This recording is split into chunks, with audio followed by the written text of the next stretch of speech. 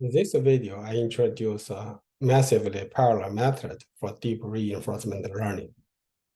When we talk about the parallel processing or a distributed processing in the AI or machine learning area, we mean we use multi CPUs or machines to train the single machine learning model to speed up the simulation and get the maximum policy.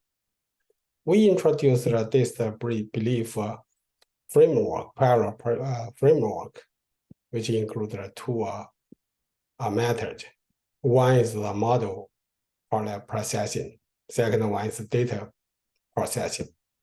Data processing, we split our machines into categories. One is the parallel parameter server. Another one is the model servers. Then when each model server hold all the complete model parameters and training data set. So he can just run the model, generate the gradient. And then each model server generate a gradient and send the gradient to the parameter server. Parameter server update the model parameters and send the model parameters back to each model server. And in this way, we can speed up the simulation.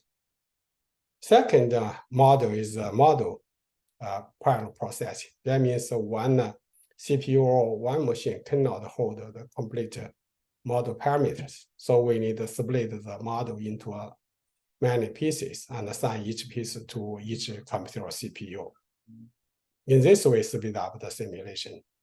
However, because each server doesn't include all the model parameters, so we need to exchange the parameter information between the servers.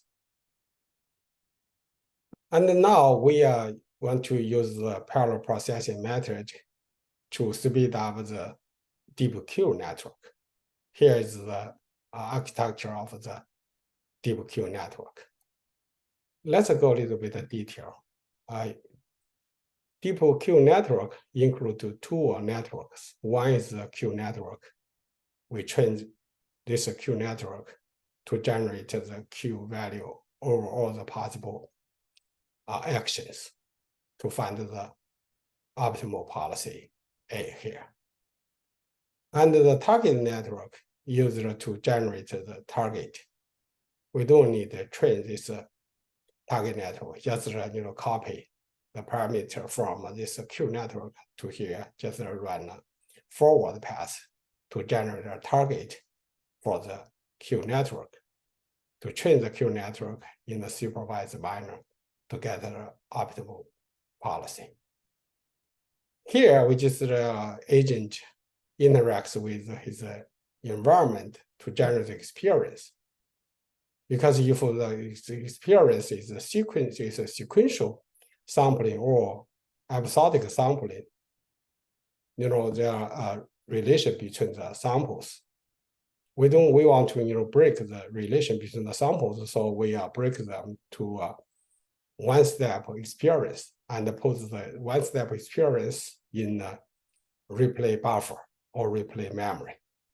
And then we train the Q network. We just pick up training data from this replay memory. And then we find this action A. We use this action A. We find the incident reward and the next state. This next state is used as the input to the target network. That's the whole procedure for the deep Q network. And right now, we want to use the distributed method to speed up the deep Q learning training. To use the policy gradient method to train the double Q network, we need to first define the loss function here. The loss function. This first part is the target, and this is the current Q address state S. and action A. And here, this is two networks. One is this Q network, and another one is the target network. So we use a stochastic gradient method. We can write the gradient, in this actually this segment gradient.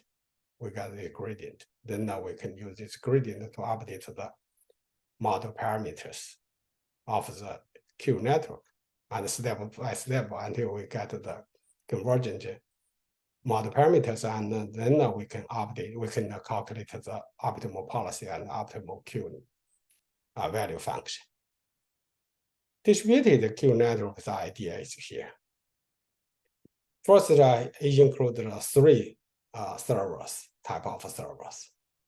First one, this is just one. This is one parameter server used to update the model parameters. And then have n actors and n learners. That means we have one parameter server. We have many actors and learners. They bound to each other. It means one learner corresponds to one actor. This actor right now just use as the actor to generate the samples, and then store the samples in the replay memory. And he also got the model parameters from the parameter server. Here, this is the learner, includes the two parameters, two networks. One is the Q network, one is the target network. Just like we explained in the last page, here is two, they cover each other. And we trace this Q network, and finally we find the optimal policy. For more details, please check with this reference. Thank you. Bye.